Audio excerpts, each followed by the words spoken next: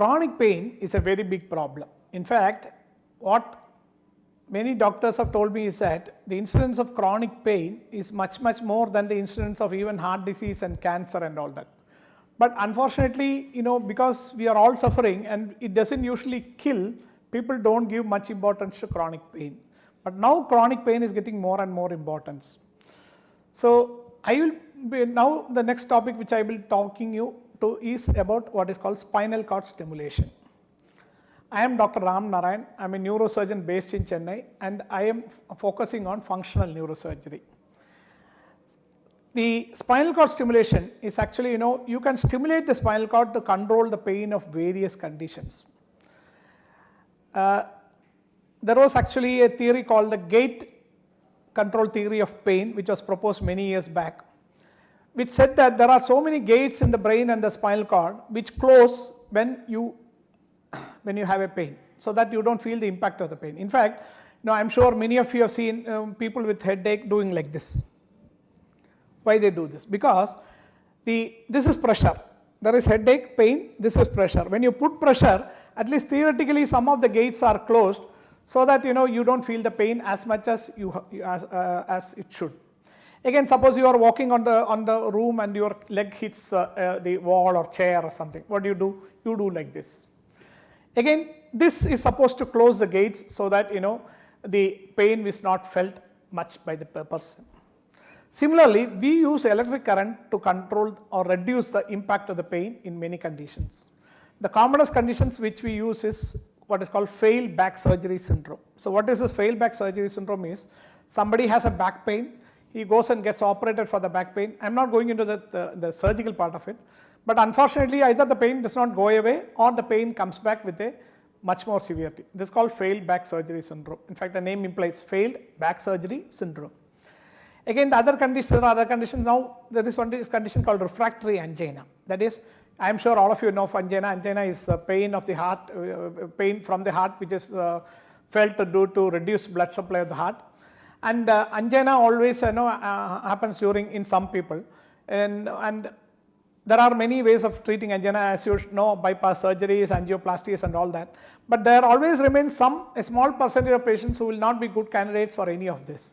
So these patients either before or even after a bypass surgery still have angina and other limiting effects of their ability to exercise tolerance and all becomes very less.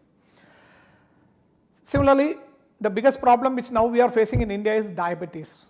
And diabetes causes complications. In fact, it is supposed to affect all the organs, and one of the organs which affects is the legs, the blood vessels as well as the legs, the nerves of the legs. This condition is called diabetic neuropathy, and there are so many patients who have diabetic neuropathy causing severe pain in the legs, so much so that the pain comes more in the night, so that they cannot sleep in the night. They just sit on the cot with their legs hanging and doing like this, because that makes them a little better.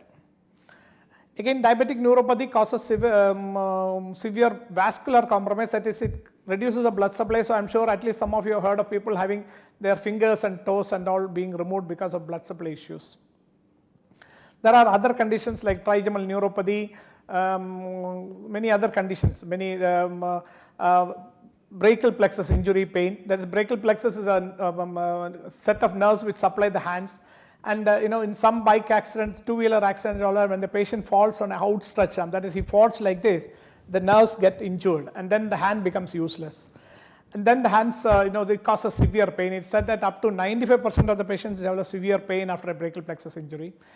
So there are so many conditions where the pain is so severe. In fact, I have patients with brachial plexus injury who have come and begged me to cut that hand off. And I know of one doctor giving a story of a patient who committed suicide because he could not bear the pain. So it is all severe pains. And these are all basically what is called neuropathic pains, that is pain due to some nerve involvement. Unlike cancer pain and all that, where directly nerves may not be involved. So this is called a neuropathic pain.